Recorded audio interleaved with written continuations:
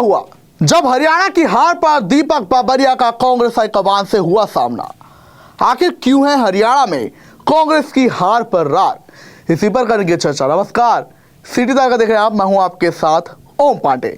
तो देखिए, हरियाणा में कांग्रेस की जब लगातार तीसरी बार हार हुई तो इसमें जहां हुड्डा गुट पर तो गुटबाजी के आरोप के चलते तमाम हार के कारण बताए गए, लेकिन एक आरोप दीपक बाबरिया पर भी लगा कि वो भी इस गुटबाजी में शामिल थे। वो ना संगठन तैयार कर पाए और उन्होंने गुटबाजी को भी नहीं रोका, जिसके चलते कांग्रेस हारी।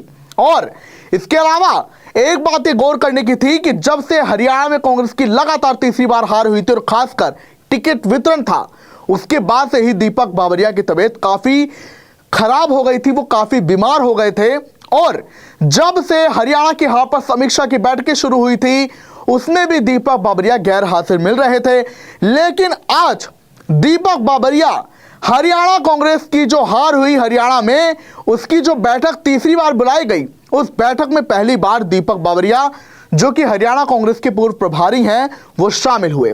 आपको बता दें कि हरियाणा में हार के बाद दीपक बाबरिया ने अपना पद छोड़ दिया था और वो किसी भी बैठक में शामिल नहीं हुए थे। 3 बार ये बैठकें बुलाई गई हैं, जिनमें 2 बड़ी अहम बैठकें दिल्ली में हुई और हाल ही में एक बैठक CWC की भी हुई थी, जिसमें हरियाणा की हार पर एक बड़ा मंथन किया गया। लेकिन वहां पर हरियाणा कांग्रेस के पूर्व प्रभारी दीपक बाबरिया, जिनसे कि यह कहा जा रहा था कि कांग्रेस हाईकमान कई सवाल करना चाहता है, वो इन मीटिंगों में नहीं पहुंचे थे।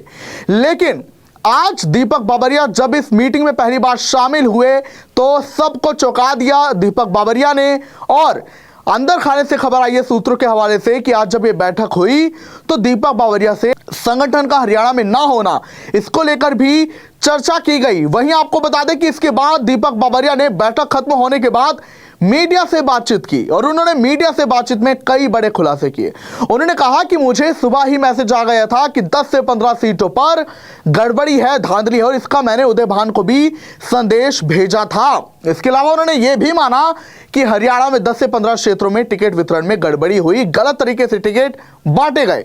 यानी एक तरीके से इस वक्त वो भी उन्होंने कहा कि मुझ पर जो आरोप लगाए गए थे तो मैंने इस्तीफा दे दिया।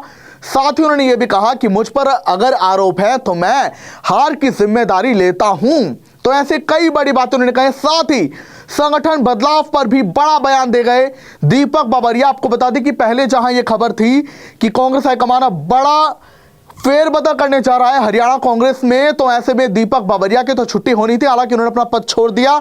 वहीं आपको बता दें कि अब जो बड़ा बदलाव होगा उस पर भी उन्होंने कहा कि वो कांग्रेस हाईकमान की मर्जी है, उन्हें जब ठीक लगेगा तो एक बड़ा बदलाव कर दिया जाएगा। लेकिन उनके 2 बयान कि मुझे पहले से ही मैसेज आया था धांधली का, साथ ही उन्होंने ये भी कहा कि वो उदय भान थे। उन्होंने टिकट वितरण पर भी ये बयान दिया कि टिकट वितरण गलत तरीके से हुआ, गड़बड़ी हुई टिकट वितरण में, वो सही नहीं बांटे गए थे टिकट।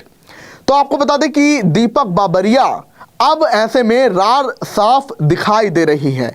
वहीं आपको बता दें कि फिलहाल अब एक नेता विपक्ष जो अभी तक नहीं मिल पाया है, तमाम बैठकें हो रही हैं। तो इस वक्त जहां CWC की भी बैठक हुई थी पहले, तो जहां कांग्रेस की राष्ट्रीय अध्यक्ष खड़गे ने भी माना था कि एकता नहीं थी और आपसी बयानबाजी नुकसान करा गई, लेकिन EVM गड़बड़ी का राग अभी भी आलापा जा रहा है।